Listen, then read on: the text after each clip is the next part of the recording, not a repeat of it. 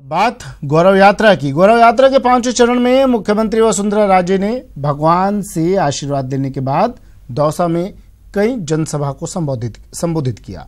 राजे ने जहां जनता के बीच अपनी सरकार का रिपोर्ट कार्ड पेश किया तो साथ ही कांग्रेस की राजनीति पर करारा प्रहार किया।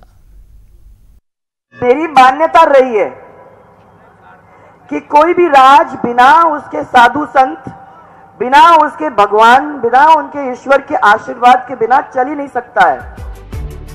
सूबे की सियासत को साधने के लिए मुख्यमंत्री का रथ लगातार विधानसभाओं की दौड़ लगा रहा है, लेकिन गौरव रथ पर सवार सीएम राजे की यात्रा के आगाज से पहले की आराधना और भगवान के आशीर्वाद लेने से इतना तो तय हो गया है कि अब सूबे की सियासत को भगवान का ही भरोसा बचा है।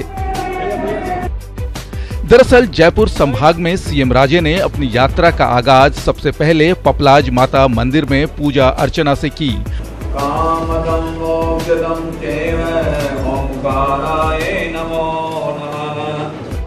और फिर नांगल राजवतान में मीन भगवान का आशीर्वाद भी लिया।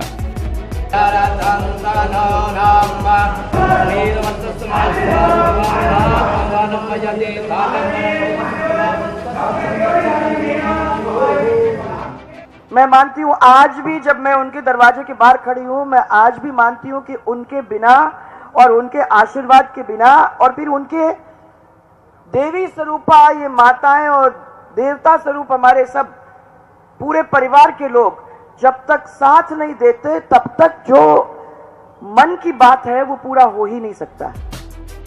इसके बाद सीएम जनता के बीच पहुंची, जहां पर मौजूद बड़ी संख्या में बीजेपी नेताओं और कार्यकर्ताओं ने राजे का जोरदार स्वागत किया। यहां जनता के बीच राजे ने विकास की बातें की, जनता से उनका समर्थन मांगा तो विकास में रुकावट डालने के लिए कांग्रेस पर जमकर निशाना साधा।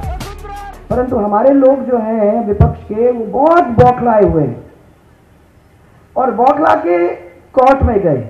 कोर्ट में जाके उन्होंने कहा कि भाई ये अगर अपने जो लोकार्पण कर रही हैं उसके साथ साथ शिलान्यास कर रही हैं, इनको तो करने ही मत दो, तो या तो ये यात्रा करें या शिलान्यास करें। मैंने कहा इतना सारा काम किया है मैंने, कोई तो करेगा। जहां सीएम राजे गौरव यात्रा कर रही हैं तो कांग्रेस प्रदेश अध्यक्ष सचिन पायलट ने उन पर तंज कसा कि 4 साल तक सीएम किसी से मिली तक नहीं और अब यात्रा के नाम पर जनता का करोड़ों रुपए हजम करने निकली हैं। गौरव यात्रा निकाल रही है, इस प्रदेश की जनता की गाढ़ी कमाई से कमाए हुए पैसे को पानी की तरह बहाकर पुलिस प्रशासन का दुरुपयोग कर गौरव यात्रा निकल रही थी। जब उस पर रोक लगी, जब सरकारी पैसा उपयोग होना बंद हो गया तो वसुंधरा जी की गौरव यात्रा की हवा निकल गई। 4.5 साल अपने महल और किले के दरवाजे बंद कर दिए, जनता से दूरी बनाए रखी। जब उपचुनाव हार गए, जनता ने लाल झंडी दिखाई, तब बस की छत पर खड़े होकर गौरव यात्रा निकालने का ढोंग कर रही है।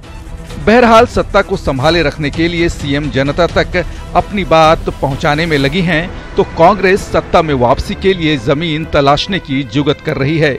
लिहाजा राजस्थान के रण में अभिवार और पलटवार का खेल बाकी है। Bureau report, news 18 Rajasthan.